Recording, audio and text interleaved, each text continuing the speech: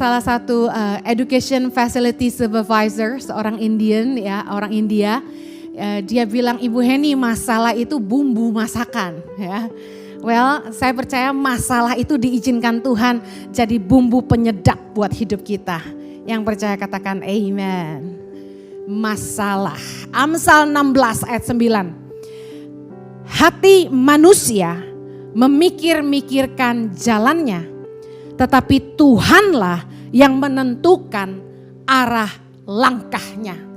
Ketika planning kita gagal, ketika apa yang kita rencanakan tidak jadi, kita lihat itu sebagai masalah. Sadarkah Anda bahwa Tuhan itu mengizinkan masalah datang dalam hidup kita? Seperti rencana kita yang digagalkan. Pandemi tahu-tahu datang 2020 dan rencana kita semuanya batal. Niat-niat kita dibatalkan Tuhan. Pernah gak ngalami pengen ngirim SMS atau WA, sudah ketik gak kekirim. Terus kita baca-baca lagi, kayaknya gak boleh deh ngomong gini, kita hapus. Thank God bisa di-delete. Pernah gak ngalamin gitu? Terus kita mau marah nih sama orang nih. Kita telepon orang itu, tapi gak nyambung-nyambung. Dan gak tahu kenapa signalnya gak ada. Tapi banyak yang saya alami, niat-niat kita tuh dibatalkan. Saya percaya bukan kebetulan ya. Upaya kita tidak berbuah. Kita udah berusaha, kita udah bayar harga, kita udah investasi. Tapi kok upaya kita gak berbuah? Masalah apa lagi? Kerja keras kita tidak menghasilkan. Kemudian dalam hubungan kita seperti dipisahkan, kita seperti dijauhkan. Pernah gak Anda ngalami dipisahkan dari sahabat-sahabat Anda? Saya pernah punya best friend waktu kuliah di Australia. Dia itu harus for good ke Indonesia. Aduh sedihnya, hancur hati, kami kayak orang pacaran. Semalam-malaman menangis karena kami harus berpisah gitu. Sedihnya luar biasa dan sejak hari itu saya tidak pernah punya sahabat lagi. Karena cari sahabat tuh susah sekali ya. Dan kami seperti dipisahkan. Kemudian ada hubungan yang toksik yang sebenarnya kita tahu itu salah. Tapi kita gak bisa berhenti. Kita dimanfaatkan tapi kita gak bisa menghindar. Tapi Tuhan izinkan hubungan kita seperti diputuskan. Rusak, entah apa masalahnya. Orang yang kita kagumi atau orang yang kita harapkan mengecewakan. Orang yang kita sebenarnya kagum sama dia, tapi entah kenapa Tuhan izinkan orang itu mengecewakan kita. Ada orang yang kita andalkan, tapi justru orang itu yang merendahkan kita, mempermalukan kita, dan bahkan mungkin memburukkan nama kita. Tuhan mengizinkan banyak masalah terjadi dalam hidup kita. Tujuannya pasti untuk kebaikan, katakan amin. Kalau ujian itu dari Tuhan, saya percaya untuk kebaikan. Kebaikan itu apa? Supaya kita kembali ke jalan Tuhan. Mungkin hubungan kita toksik, mungkin apa yang kita buat itu salah. Kita sudah melanggar hukum. Tuhan sengaja gagalkan usaha kita supaya kita berhenti dan kembali ke jalan Tuhan. Yang kedua, tujuannya supaya kita belajar mengandalkan Tuhan, bukan mengandalkan orang. Supaya kita belajar jadi dewasa. Gak dikit-dikit punya masalah, carinya teman baik, cerita sama dia. Tapi katu kita sendirian, kita gak bisa ngandelin siapa-siapa. Kita larinya sama Tuhan. Kemudian supaya kita tidak jatuh terus dalam dosa. Kadang-kadang itu untuk berhenti berbuat dosa itu sulit. Kita butuh pertolongan Tuhan menjauhkan kita dari orang yang jadi partner kita in crimes. Supaya kita berhenti dimanfaatkan orang. Ada hubungan-hubungan yang dijauhkan sama Tuhan. Karena Tuhan tahu orang itu cuma memanfaatkan kita. Kemudian supaya rencananya yang sempurna jadi dalam hidup kita. Kemudian supaya kita tidak melakukan hal-hal yang tanpa kita sadari dapat mendatangkan kecelakaan atau masalah yang lebih besar bagi hidup kita di masa yang akan datang.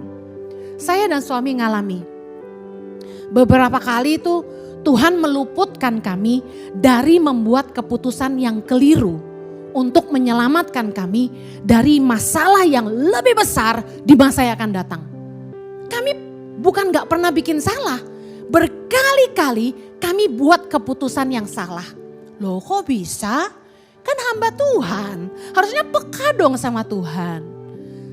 Kami pernah buat salah. Kami percaya sama orang yang salah. Kami buat keputusan yang salah. Tapi luar biasanya Tuhan selalu disingkapkan. Dan selalu dijauhkan. Ada orang yang hampir menjadi leader. Tiba-tiba mundur sendiri. Tanpa kami tahu kenapa dia mundur. Ternyata yang kami tidak pernah tahu. Selama ini di belakang kami dia berusaha menjatuhkan kami. Kita bisa buat salah. Saya percaya bahwa masalah itu datang. Bukan selalu karena pencobaan dari si jahat. Tapi Tuhan izinkan terjadi untuk menyelamatkan kita. Dari kejatuhan, dari masalah yang lebih besar yang ada di hadapan kita. Itu merupakan bukti kasih setia Allah yang luar biasa. Katakan amin. Tahukah Anda bahwa ada keadilan Tuhan yang Tuhan berikan kepada seluruh umat manusia. Baik orang percaya maupun tidak percaya. Apa itu? Hati nurani. Conscience, hati nurani adalah pemberian Tuhan kepada semua umat manusia. Supaya kita bisa membedakan yang baik dan yang buruk. Yang jahat dan yang baik. Yang benar dan yang salah. Tapi masalahnya seringkali kita itu membutakan mata hati kita karena kita memaksakan kehendak kita. Contoh, sudah tahu kalau nipu pasti celaka.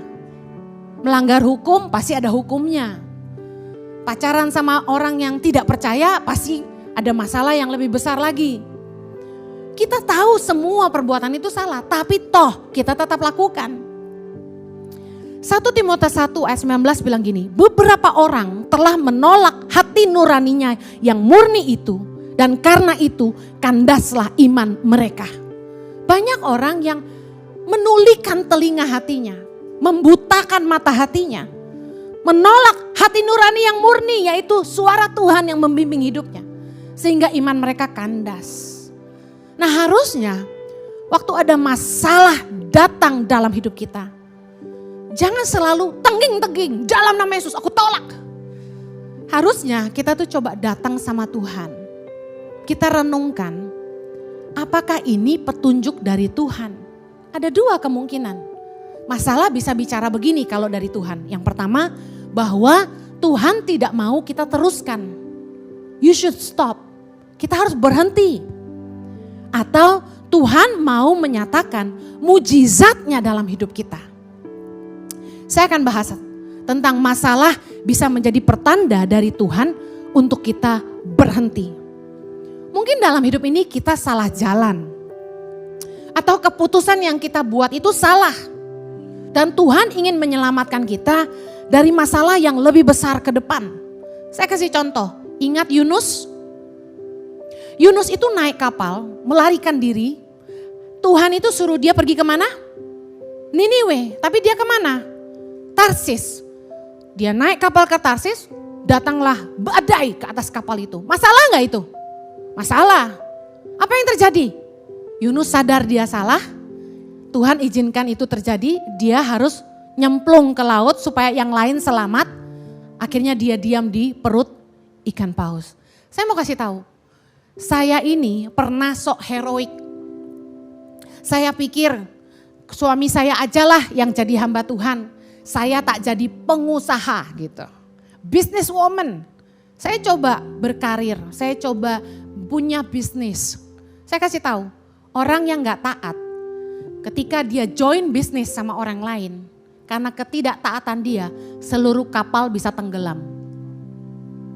Jangan sampai karena ketidaktaatanmu, kamu membuat keluargamu sinking, tenggelam. Dan kamu merugikan orang-orang yang kamu ajak kerjasama. Jadi dengar, banyak orang yang ngajak-ngajak saya bisnis, tobat kamu. Saya ini hamba Tuhan. Makanya saya gak terima endorsement. Bu Heni, ada endorsement. Endorsementnya apa? Skincare. Mentang-mentang gua hitam. Disuruh jadi ambasador. Saya bilang gini, gak laku lo suruh gua jadi ambasador. Kan muka gua freckle semua. Ya kan yang dipilih harus yang putih mulus ngelingsing, bener gak? Lah gua, kalau obat lu bagus, bagus sih puji Tuhan ya. Tambah kinclong kita. Tapi kalau kagak, kan kagak laku. Katanya kalau follower di Instagram udah 580 ribu, rate-nya bangsa 3 juta sehari loh. Wah, Kang tahu tuh Bu Heni. Jangan mata Kang tawan. Hamba Tuhan gak boleh punya mata Kang tawan. Amen. Kalau Anda membuat saya keluar dari panggilan saya dengan iming-iming uang, hati-hati. Kapalmu karam sama saya. Yunus itu mau terjun dari perahu, untung masuknya ke perut ikan paus dan tidak dikunyah. Tapi kalau saya gak bakal mau nyemplung, gitu kan. Udah tahu gak jago berenang suruh nyemplung, kagak mau gitu kan. Jadi jangan coba-coba ngajak hamba Tuhan dagang. Udah biarin mereka pelayanan. Dengar baik. Masalah datang untuk mengajar kita tuh taat sama Tuhan. Jadi jangan gak taat. Jangan serakah, diiming-imingi. Invest ke sini, cuannya gede, cuan. Di bank berapa deposito? 2.5%, 3.5%, 3.75%. Oh, ada bank yang kasih 7%. Ada lagi koperasi bisa kasih 10%. Ada lagi 20%. Anda percaya, Anda invest. What happened? Gone by gone.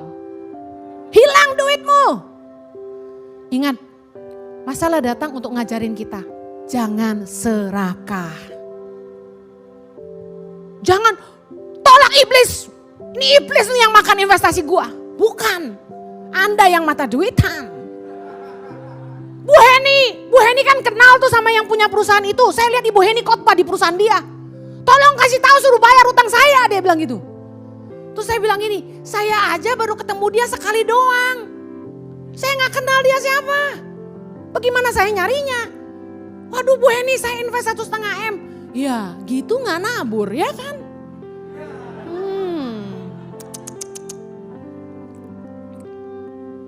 Ada lagi. Tahu kisah Bileam? Bileam itu nabi yang didekati sama Raja Balak. Raja Balak kirim utusannya supaya manggil Bileam datang ke Raja Balak. Untuk apa? Untuk menyumpahi bangsa Israel. Supaya Balak bisa perang lawan Israel dan menang gitu. Nah, Tuhan bilang dalam Bilangan 22 ayat yang ke-12. Lalu berfirmanlah Allah kepada Bileam, janganlah engkau pergi bersama-sama dengan mereka, janganlah engkau mengutuk bangsa itu sebab mereka telah diberkati. Bileam tahu bahwa Tuhan gak mau dia pergi mengutuk bangsa Israel. Tapi lihat, Raja Balak gak menyerah. Dia kirim lagi utusannya dan bilang sama Bileam, jangan biarkan ada yang menghalangi kamu datang kepadaku.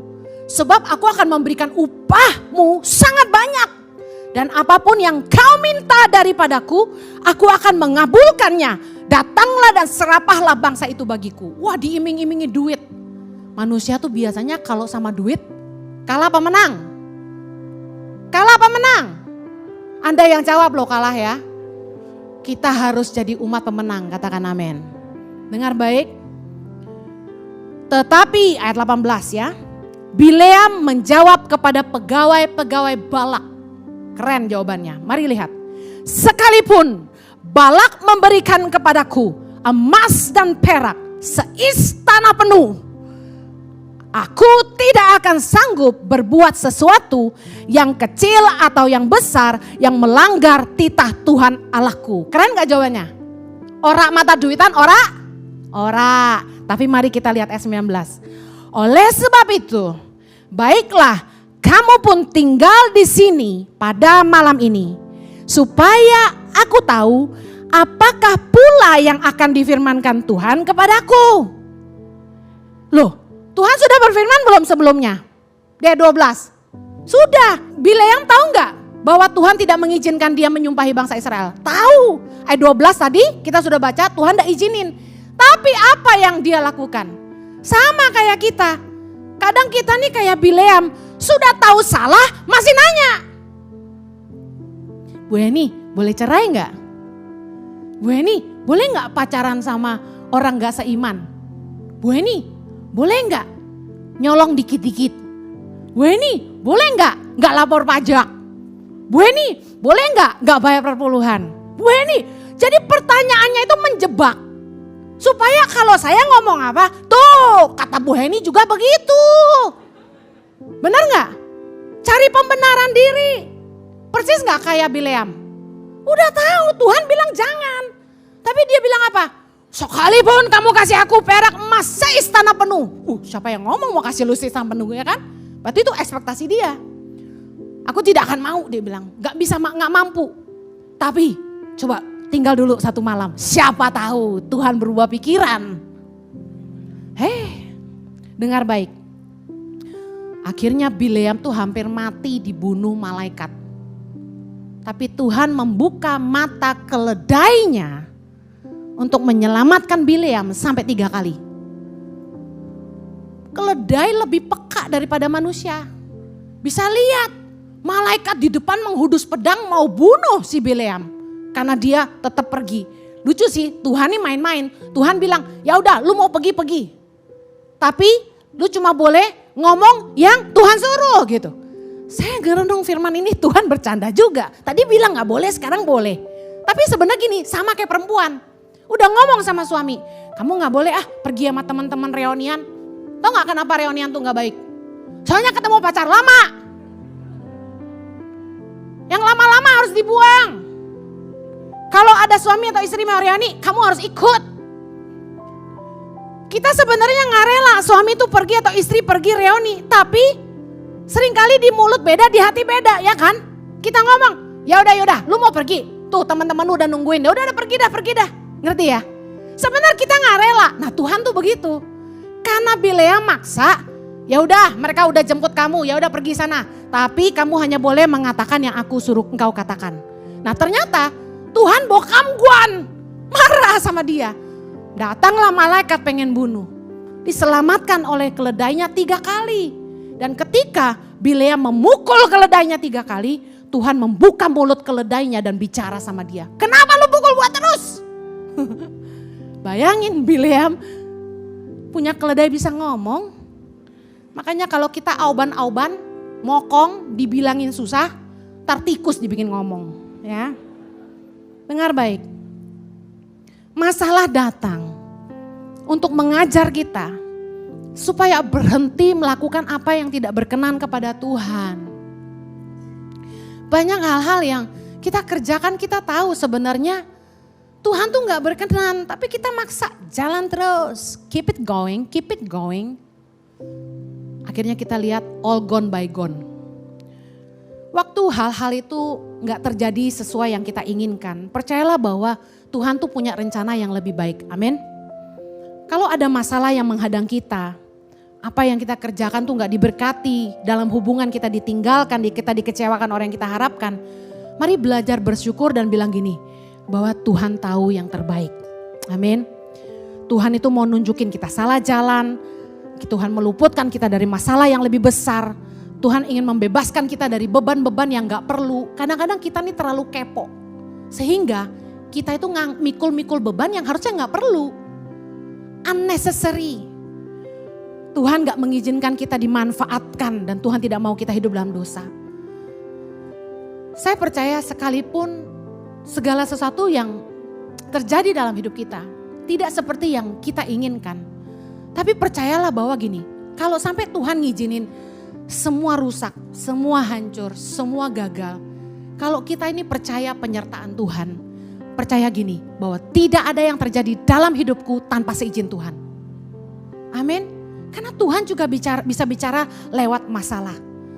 God knows best. Yang kedua, masalah bisa menjadi cara Tuhan untuk menyatakan mujizatnya dalam hidup kita. Kita lihat Yohanes 6 tentang Yesus memberi makan 5.000 orang. Di ayat ke-5. Ketika Yesus memandang sekelilingnya dan melihat bahwa orang banyak berbondong-bondong datang kepadanya, berkatalah ia kepada Filipus, di manakah kita akan membeli roti supaya mereka ini dapat makan? Ayat ke-6, baca baik-baik. Sama-sama yuk. Hal itu dikatakannya untuk mencobai dia, sebab ia sendiri tahu apa yang hendak Dilakukannya. Ayat ke-7. Jawab Filipus kepadanya, roti seharga 200 dinar tidak akan cukup untuk mereka ini. Sekalipun masing-masing mendapat sepotong kecil saja. Saya mau tanya, Yesus tahu nggak bahwa bagi murid-muridnya mustahil kasih makan 5.000 orang? Yesus tahu nggak? Tahu. Tapi Yesus tetap ngomong gitu untuk menguji mereka. Tuhan tuh pengen lihat responnya. Tahukah Anda dalam hidup kita kadang-kadang yang Tuhan suruh dalam kebenaran firman Tuhan maupun dalam bisikannya lewat suara hati kita. Hal-hal yang Tuhan suruh kita lakukan tuh kelihatannya sulit. Terlalu besar, kelihatan mustahil, berat sekali. Contoh, mengampuni orang yang sudah menyakiti kita. Berat gak? Berat sekali.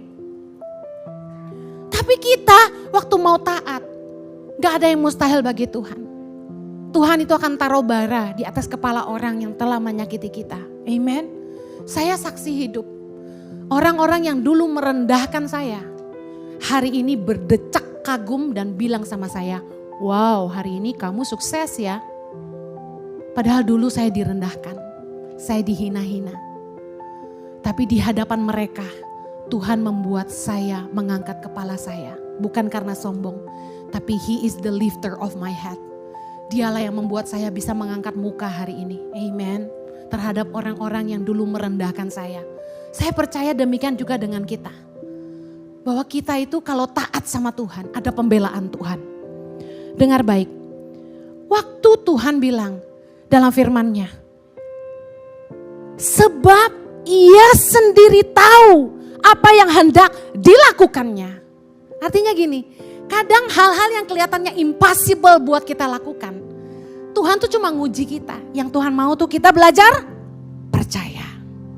Percayalah bahwa gak ada yang mustahil bagi Tuhan. Kalau Tuhan suruh, Dia sediakan. Tuhan tahu apa yang Dia mau lakukan dengan hidup kita. Masalahnya kita punya iman gak? Lukas 1 ayat 37, sebab bagi Allah tidak ada yang mustahil. Kak Heni umur udah 37, jodoh gak datang-datang. Rambut udah mulai ubanan, pipi udah mulai keriputan. Bu Heni gimana? Saya cuma bisa bilang, Tuhan yang tahu apa yang Dia mau lakukan dengan hidupmu. Amen. God knows. Masalah itu bisa jadi cara Tuhan untuk membuat kita tuh belajar berserah. Kadang kita nih sok jadi master of our life. Bikin planning. Habis ini begini, habis ini begitu. Lalu saya harus begini, lalu mantu saya harus begitu. Kita yang nentuin arah hidup kita. Padahal masalah Tuhan izinkan terjadi supaya gini, kita balik lagi sama Sang Pencipta. Tuhan, apa yang Kau mau dengan hidupku? Saudara, memilih antara popularitas, crowd, keramaian, dan panggilan Tuhan itu sangat sulit. Di saat justru saya mulai dikenal di mana-mana, justru di saat undangan khotbah banyak sekali dan yang mengundang saya itu gereja-gereja kelas-kelas kakap. Di situ malah saya membalas undangannya dengan kata-kata seperti ini. Shalom, mohon maaf, saya sudah tidak khotbah keliling. Saya sudah fokus melayani di YouTube dan sekarang sudah mengembalakan Gereja Impact Community Indonesia. Saya masih punya tanggung jawab mengurus anak-anak dan suami dan juga Yayasan Tangan Pengharapan. Terima kasih buat kesempatannya, Tuhan memberkati. Ada yang bilang saya bodoh. Karena satu kali khotbah katanya loh ya. Kan saya gak pernah terima. PK-nya 10 juta Bu. 5 kali kebaktian 50 juta. Ibu bukannya butuh duit buat nyekolahin anak, kata gitu. Saya bilang, wow besar juga ya. Tapi tidak, terima kasih. Ada lagi yang telepon sama suami saya, dipikir gini, oke, kalau kita langsung ditolak lewat suaminya, kan dia takut sama suaminya, kata gitu. Bapak Jojo, kami ingin mengundang Bapak dan Ibu, tiket bisnis kelas 2 orang, hotel bintang 5, PK 10 juta. Asalkan Ibu Heni mau datang ke sini. Tapi PK kalau tidak cukup bisa nego, gitu. Kacau bos, gue udah mau nyaingin lo bro. Kalau Yesua punya manajer karena dia kan punya band sekuler. Kalau kita kan hamba Tuhan gak punya price tag. Betul gak? Mana boleh kita jualan firman ngaco loh. Bisa gak keluar nih di mimbar? Hello gitu doang. Saya bilang enggak, terima kasih. Anda tahu saya bukan orang kaya, saya bukan gak butuh duit. Tapi saya tahu panggilan Tuhan. Saya tahu apa yang Tuhan mau untuk saya. Hidup ini ada musimnya. Saya bentar lagi 45 loh. Masih mau khotbah keliling? Udah cukup. Tuhan udah bangun sejauh ini. YouTube buat saya itu penyediaan Tuhan.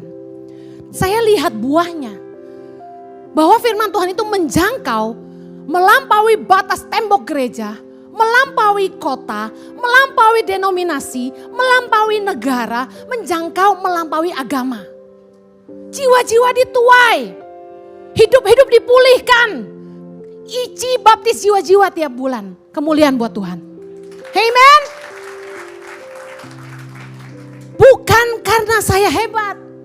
Saya ini kalau khotbah mengandalkan Tuhan banget, bingung mau ngomong apa. Modal berani aja. Dengar baik, saya tuh kalau nyiapin firman buat di ICI setiap minggu, saya tuh bisa ngupas ayat tuh 3 hari, 4 hari saya baca, saya ketik, saya baca, saya ketik, saya ulang. Sampai tadi pagi masih berubah. Sampai yang bikin PPT ini bilang gini, Mama ini final ya. Karena berubah terus. Saya kayak orang mau ujian gitu loh. Saya baca terus, saya harus bisa menyampaikan ini yang terbaik. Dengar baik, kalau Anda lihat masalah di hadapanmu, belajar ngerti bahwa Tuhan itu mau kita belajar berserah. Udah bukan ngikutin maunya kita. Yang mau katakan amin. Dengar, kita ini cuma bisa melihat sejauh mata kita memandang. Tapi Tuhan yang maha tahu, Dia pencipta hidup kita, Dia yang melihat ujung dari hidup kita. Amin. Kalau ada masalah menghadang, Tuhan itu mau tunjukkan 2 hal. Bahwa kita harus berhenti, bahwa kita salah arah. Atau kedua, Tuhan mau bikin mujizatnya dalam hidup kita. Waktu Tuhan suruh saya dan Pak Jojo, ayo kasih makan anak-anak di seluruh Indonesia. Saya bilang sama suami saya, rem, 5.000 aja, stop. Asrama 3 aja waktu itu udah bikin sakit kepala. Saya November 2018 masih ingat sambil make up saya ngomong gini, Say, jangan bikin asrama lagi ya.